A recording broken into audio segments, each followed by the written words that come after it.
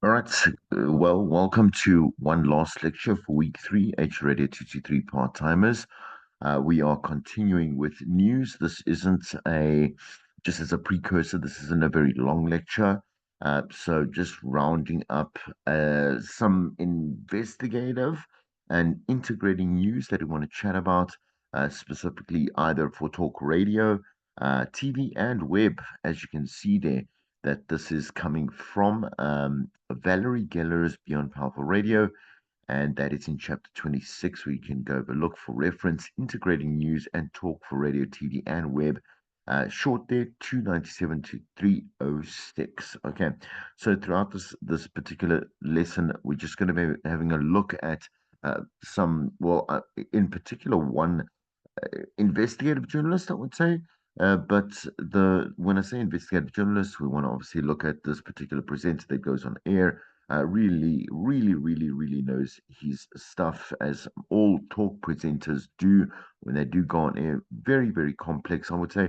When I say very complex, I mean in comparison to music radio. There's a very stark difference between the depth at which we go on music radio into with our subject matter, whatever it is, our guests, doesn't really matter, right? In comparison to talk radio and kind of the different tiers and levels and again dimensions in which we expect um would say like it's the standard. Yeah, that's a better word. That's the right word. The standard. Okay, and so let's get into the lecture. Before we do get into the theory of it, here are just some discussion points that I would like to also follow up when I do see you next week, Saturday, right? And I'd like you to give it some thought and be able to make kind of like your own notes, and we can chat about it in class, right? So this is a kind of like an umbrella kind of touch base. Where are we at the moment? And like do you resonate with a lot of these points or all these points? To understand that you have a good grading as to where you are in your studies, right? One, understand your listeners, where they live, where they shop, and what they want and what they need from you. That all comes from our studies as the composite listener, on the composite listener, and understanding our target audience. And the relevance of why we need to know where they live, why they do, shop for the things that they do, and where they shop. What is their budget, what communities do they stay in, what are their needs every day, depending on what it is that, it's an age thing as well. If you're 20, you're going to be buying different things compared to a 50-year-old or a 40-year-old, right? What do they want and they need from you as a presenter and a station? Creating an emotional bond with your audience, and how do we achieve this, right? So again, as we discussed before, that emotional bond is about the way that we decide to construct the way that we want to talk, right? The actual verbalization of our words and the way that we deliver them in an authentic manner. But because authenticity allows the connections between any one or other person, right? So in your own life, you would know that you would create a bond with a person, or you have created a bond with a person because of trust, trust and again, how do we gain trust when someone believes what you are saying? They believe that what they hear, see, smell, touch, whatever it is in front of them is the real deal, right? Deliver more than you promise to listeners and advertisers, right? So always go beyond and above, beyond and beyond and above and beyond. There we go. That's how it's actually said, above and beyond what is expected from you, from your listeners, obviously, right? We don't want to give them just the bare minimum, and definitely with our advertisers, definitely with both, but with our advertisers, we want them to come back, we want them to spend more money, and we want to give them a good product or a good service, should I say. Surround yourself with people who want to win. You do know that, intoxicated environments, toxic people, toxic thoughts, toxic groupthink uh, is toxic to your growth. You understand? And you want to just stay away from that. Now, you can't prevent that in life. You're going to be surrounded by people that you're going to be forced to, I suppose, work in the same quote unquote room, hypothetical room together you know what? You need to drown out what it is that another person has to say or do to affect you, your mood, your mental state, and then whatever it is that you would like to be, the better version of yourself, right? So take time to talk to them and smile at them in the whole. You need to be a good team player. You want to be a good employee that your boss loves, that your co-workers love, and you need to do that, right? You need to get to know your team and also be uh, professionally. I was going to say politically correct, no, professionally relatable, professionally friendly, right, with them. Develop personalities your listeners will love, so that's a given, that, and that's something that's a work in progress. But the good thing about that, it always is a saving grace, and I think a lot of people feel that building your own personality or developing it is such a massive feat. It really is. But the biggest, and easiest part, well, I say the hardest, which is considered the hardest part of developing a personality, is recognizing that you actually always have had a personality in the first place.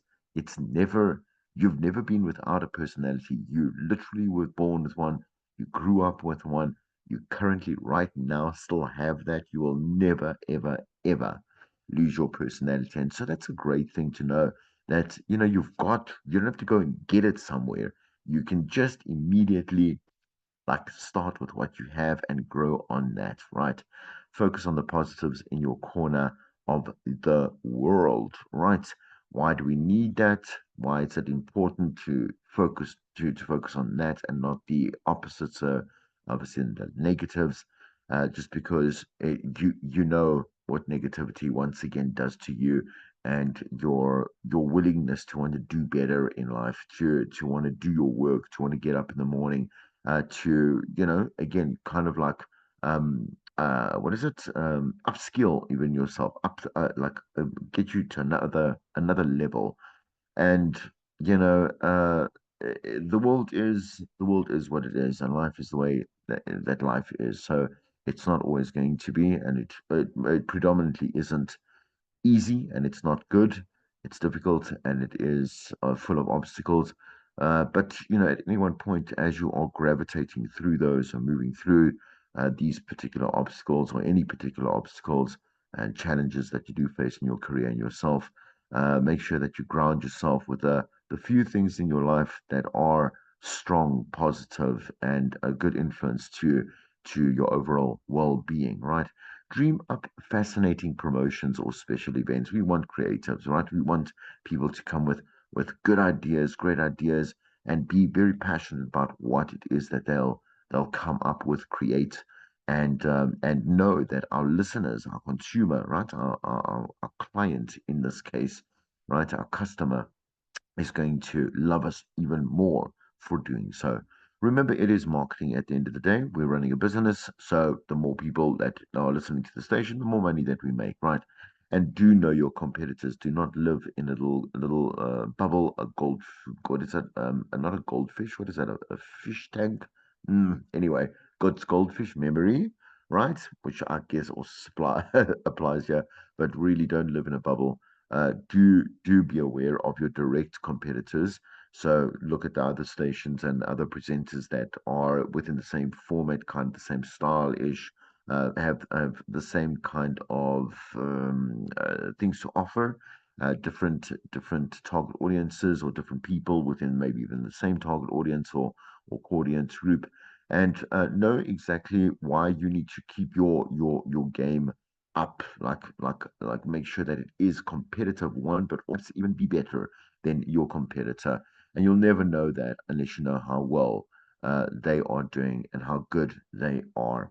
Let's look at today's short lesson around integrating news and what that is all about. We still are busy with, I think we are in part 9, it's in part 9 of 12, so a couple more lessons around that, probably just another week that will complete this in class when I see you like I say, next week, Saturday.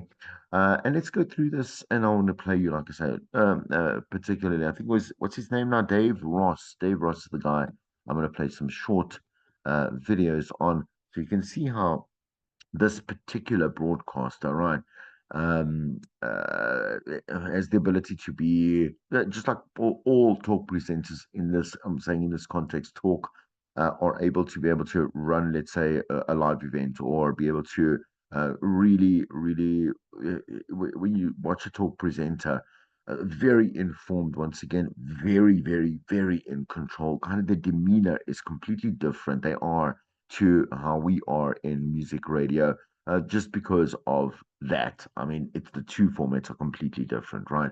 But I really, I enjoy talk radio. I like, okay, I enjoy radio, but I really enjoy talk radio, and I love documentaries, and I love news segments, and I love news. I love what it is.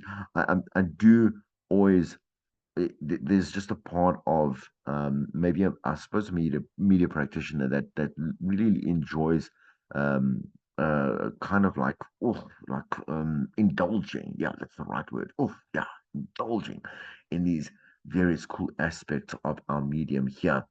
But you've listened to 702, you've listened to SAFM, you've listened to Power FM, you've listened to Kaya as well, which is the hybrid. It's the hybrid station of music and talk, right? You've listened to these stations and you know exactly what I'm talking about. So let's have a look and see how we can apply integrated news on air within talk shows, etc. Most audiences for news talk radio shows see both news and talk elements as equally important, right? Okay. So, due to tight budgets and restrictive formats, many full time news talk radio newsrooms have been cut down and now may consist of only two or four people, right? Two to four people. So, some newsrooms work with a lot of syndicated content. And what does that mean? Syndicated content means that this particular, like for example, Reuters is syndicated content. You know, Reuters is a database of information of news that we it's a paid for service as far as I understand. So it is or it is a paid for service. Before I think it was free. Was it freely available? I've never really been. I haven't worked in news or on news. I've always just watched the news people. You understand? But Reuters must be a paid for service. You can't get that for free, right? But also, we have a number of other services here in South Africa, that just being one of the oldest legacy ones that are there that supply us with news. If you are if you can see, like let's say you don't have the manpower for it, yes, you can obviously always access the net, etc., etc. But especially at a community level, like start up news journalists or journalist anchors, etc. Like you want to be able to make sure that this person is, yes, learning and growing, right, but they are also selecting and broadcasting the correct news that is relevant to that audience, and predominantly you're going to get that from a source like Reuters, etc. Right. So syndicated content, right, and the staff is often comprised of people who must be responsible for producing both news and talk, or a hybrid of both. News and talk should always work together, of course, which is nice because I think you can imagine again. I'm just gonna use 702. I don't.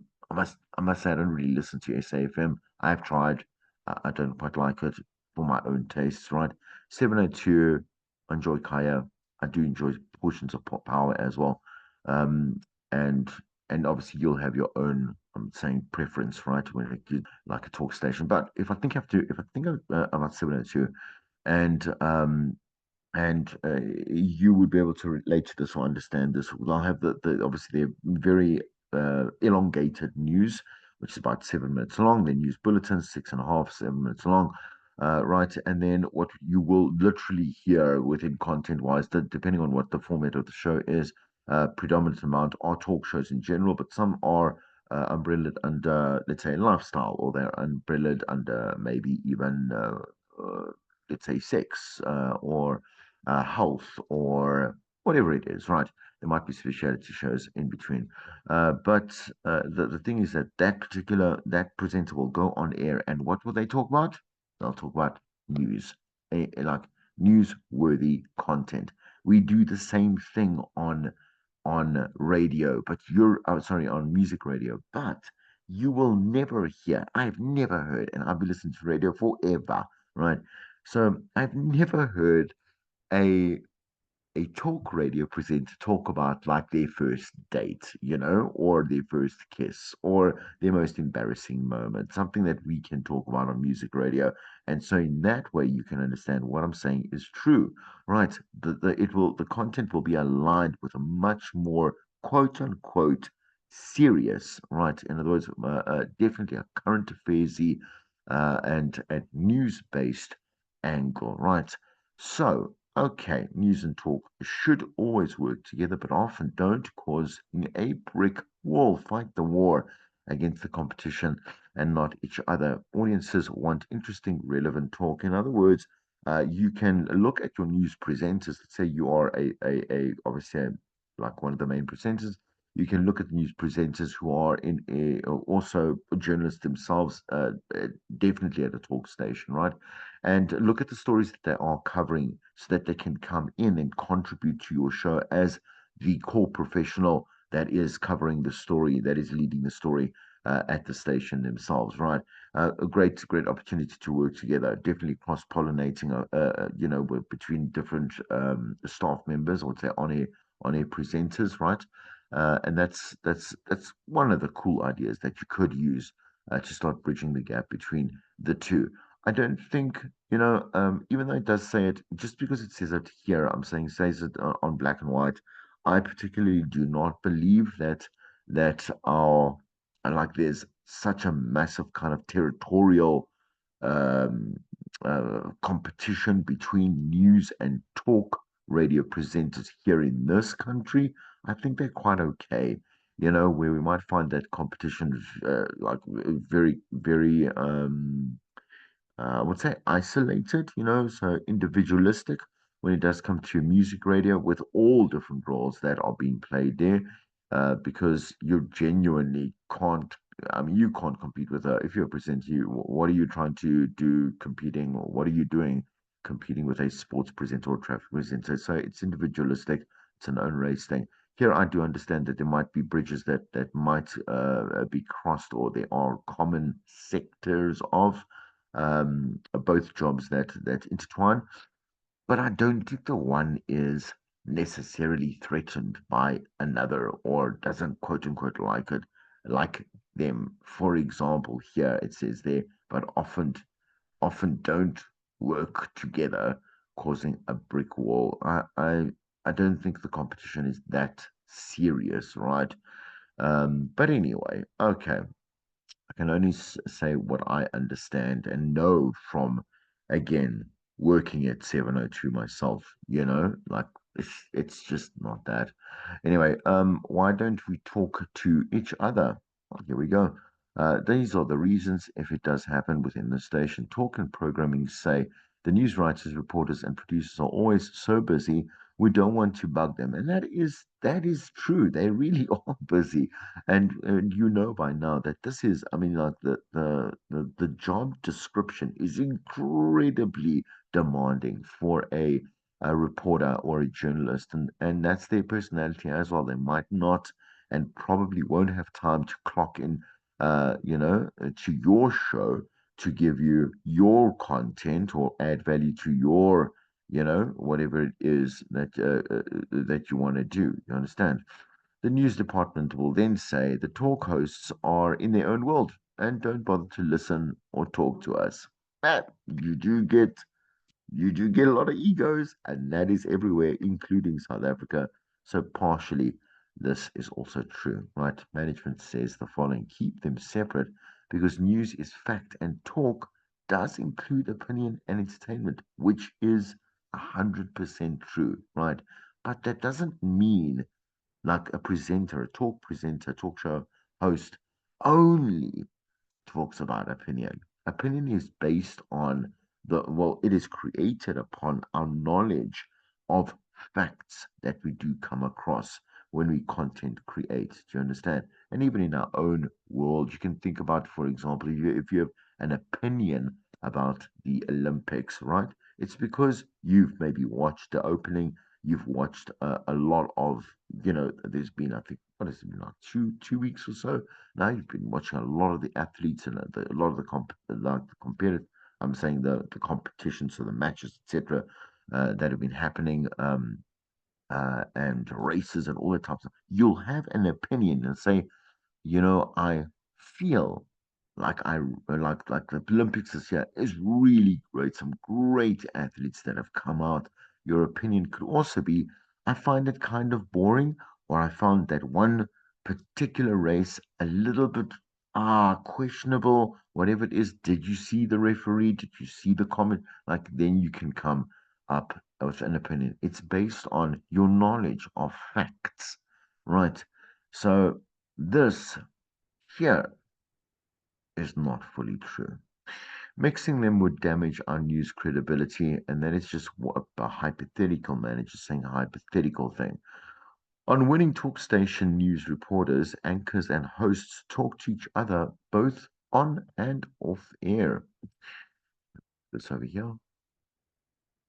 Another way to build the relationship between the news and talk staff is for the news people to keep a lookout for discussable news item. And again, I don't see why a news like a journalist would not want to, and I don't want to further their story, like I'm saying on air, outside of the news segment itself. And I don't see why, let's say, the presenter would block them, like kind of cock block them against doing that. Because also, at the end of the day, a manager will not say no to a nice ad, like a new dimension, new angle, a little bit of in-depth conversation around a massive topic like I say, of worldly or global or national or regional conversation or relevance, right? So a hard news story can generate a softer talk topic, right? So again, we've had the Miss South Africa ordeals, blah blah blah blah blah blah blah blah blah, whatever it may be.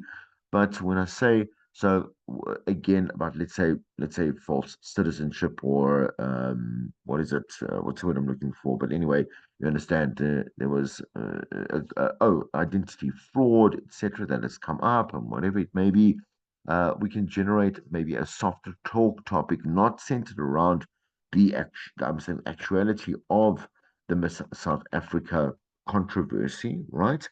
But rather about like getting in someone from Home Affairs about how to deal. Like, let's say if your identity has been stolen, there's been identity fraud, or you are like you want to know more about it, like someone from Home Affairs will be able to, and the police and etc. You'd have on your show and be able to make it something that's useful and relevant to a listener and say, okay, just in case it did happen to me, I know exactly what to do, right?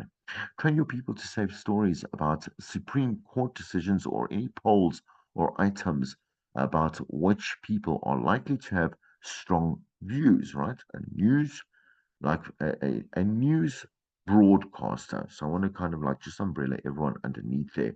Um, again, for me, look, it, it sounds exactly like an on-air presenter for me. Just obviously the semantics between the two different jobs are very different, right? So, but the thing is that this on-air staff has to know what is going on in the world around them and within their own sector. Right, has to know, has to be an expert professional as far as they can, but needs to be like the sponge that takes in information all the time, right? Peel the onion, that is the story to find material for an in depth open phone talk show. Go down here. All right. So with Dave Ross, I'm gonna just I want to, because I don't want to give you a whole background on Dave Ross. I think it's quite boring as well and irrelevant. But just to have you rather use, Dave Ross as an example of being able to, really be a great talk show host. And we can look at many of our own that we've had over many, many years as well. But let's just have a look at Dave Ross for the moment and just stop the share here, share videos, and let's do some crit or some comments afterwards over here. Let me get to the YouTube. Okay, so this one's a nice old one. Love me, I love me some vintage stuff. Now, And let's have a look at how Dave Ross conducts this particular segment.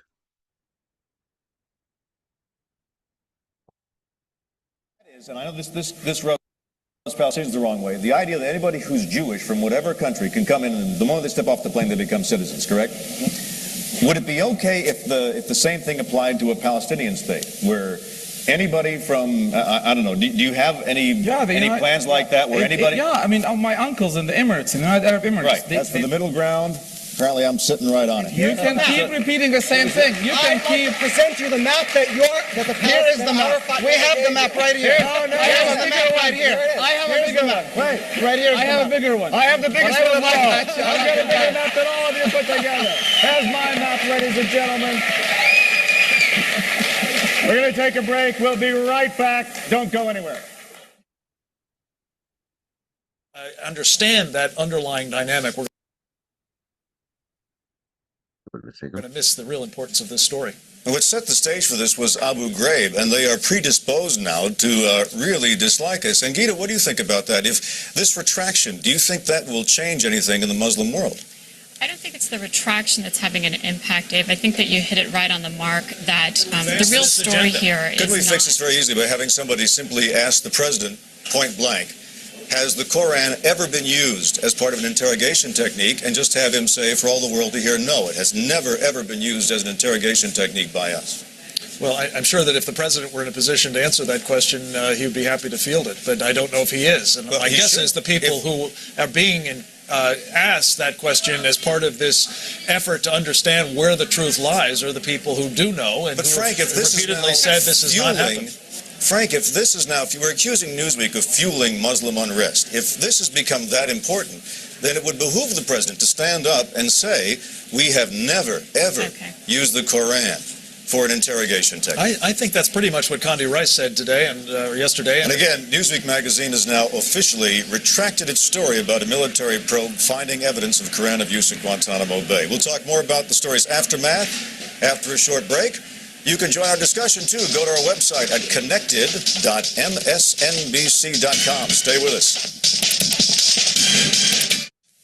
Newsweek magazine says it is retracting its story about Koran abuse at Guantanamo Bay. The magazine issued a statement just minutes ago. It was just this morning that Newsweek admitted there were problems with the story. The Bush administration had been demanding a retraction all day. The original report said a U.S. probe had found that interrogators flushed a copy of the Koran down a toilet, findings that sparked deadly anti-U.S. violence in Afghanistan. Let's get back to our guests. Frank, let me ask you, if we're saying that these Muslim nations are ready for democracy, as part of democracy, you're going to have stories like this from time to time. You're going to have a free press. There's going to be a rough and tumble debate. If every time somebody says something upsetting sparks riots, can you say they're ready for democracy? I think most of these countries that we hope will move in the democratic direction are not ready for democracy, at least as we have known and practiced it. Thank you, Tony. All right, thanks. As always, Tony Masilis. Thank you, Tony. The virtual hamburgers are safe. It's the real ones that'll kill you. Up next, two leading voices in the debate over religion and politics. And join the discussion on connected.msnbc.com. Stay with us. But Jim, let me toss one at you. If the religious right gets its way, I mean, they're in the political arena, which means they want to use the government, the mechanism of force, to impose some of their views on people. Which views should be imposed on people? Any?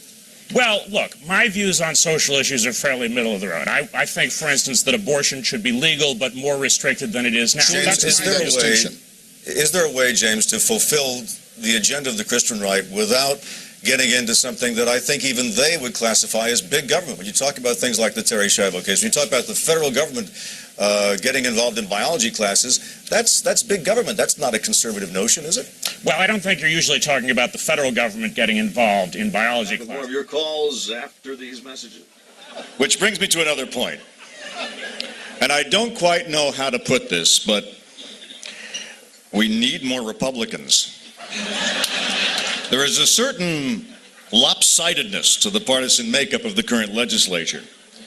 The Democrats can introduce impeachment resolutions and there's almost nobody to ridicule them. I mean, Democrats had to table their own family leave bill.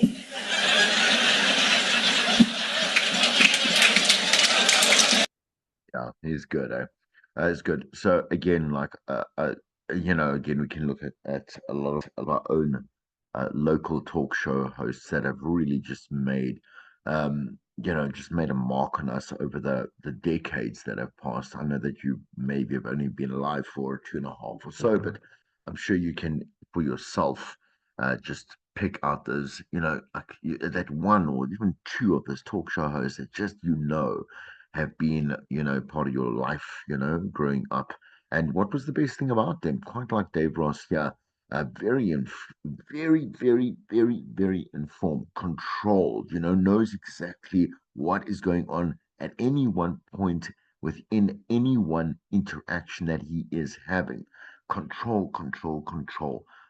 Power, and again, that kind of like that again, that informative power that a journalist should have is just really, I mean, like, I'm glad this was, a good little bit of a mashup of some of his stuff, so you could see him in different contexts. Personally, myself, I really love this, this particular type of. This is my favorite, one of my favorite type of journalist. I would say construct, where you're watching. I like to watch this type of conversation, on CNN and BBC and wherever it may be on, obviously some of the paid platforms as well.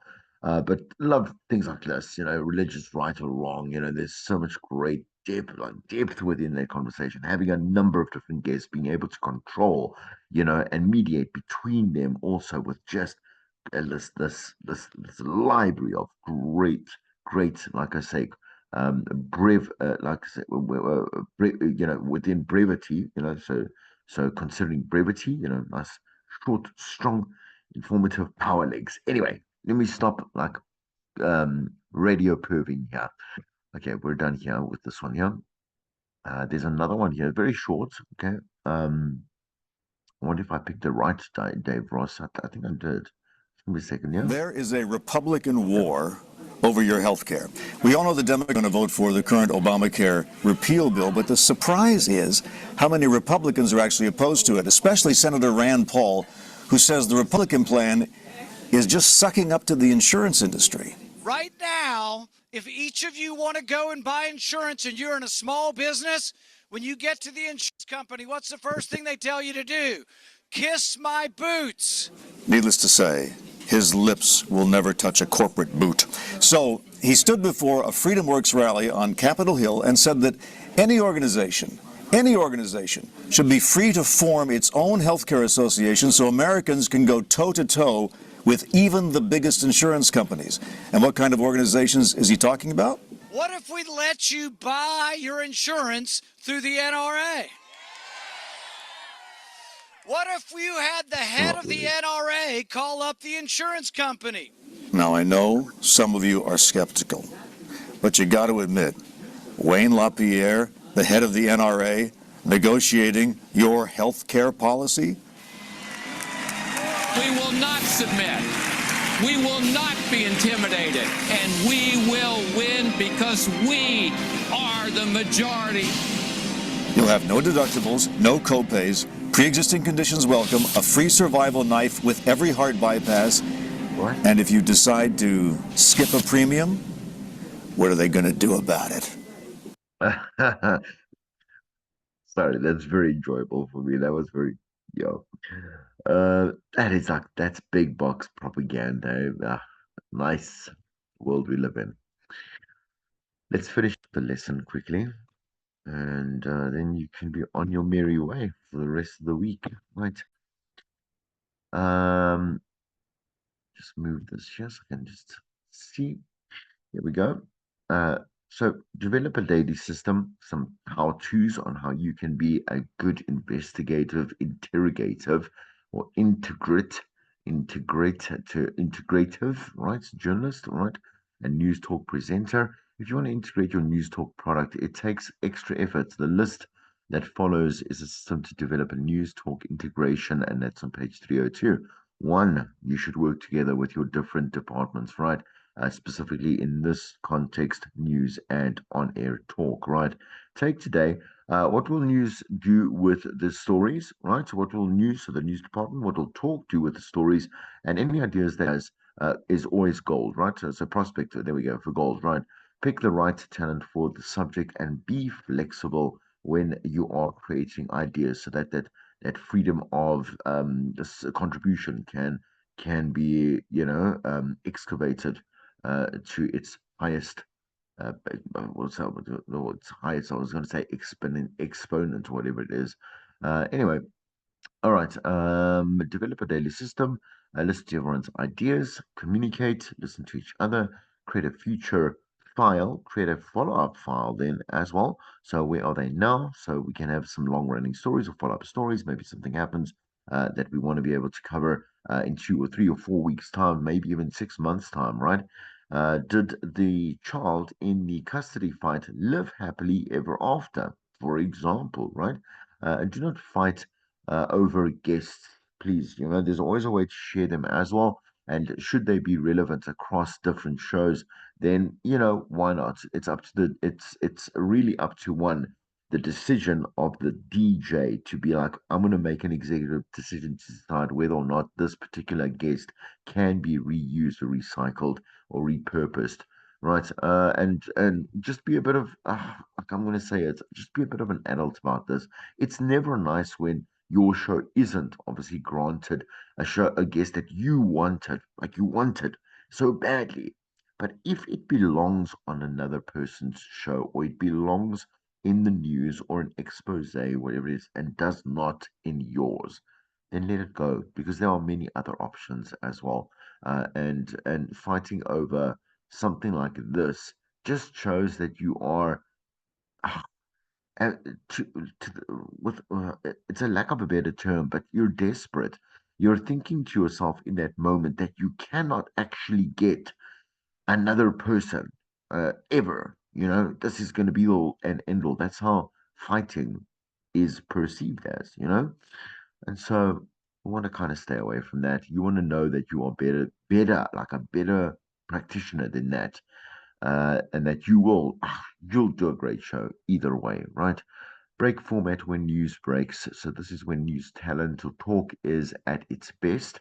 And during times of national or local catastrophe, go and break format. Do it. That's the whole point. We want to be able to inform and educate and entertain our listeners. So don't wait, so look at the semantics and look at the clocks and look at this or whatever it is. Break it. Like if there's the only thing that's questionable is if you have to play an advert, right? You can play the advert. You're not going to miss out on time if you're 2 minutes beyond, let's say, breaking news, right? Or maybe before or after, right? So have a procedure in place in the event of an urgent news story, like I say, like a political leader's death, etc. Get information on air right now. That is your job. Like that is our job, to be again new in news, right? So drop what you had planned and go with a breaking story instead. You can always go and recycle content that was already planned for the show, which means it was good enough to go on air. So you can repurpose that. Always archive. So remember to keep audio and video files. And if you have the archived audio and video accessible, you can easily repurpose magic moments on air for a promotion, a podcast, etc., etc. Right. Let's close up the lesson with Bob Christopher's creating powerful radio points. Understand your listeners, right? Create an emotional bond with your audience. This is literally what we started off with, right? As often as possible, deliver more than your promise to your listeners and advertisers. Surround yourself with people who want to win. Take time to talk to them and smile at them in the hall. Your co-workers, right? Your team.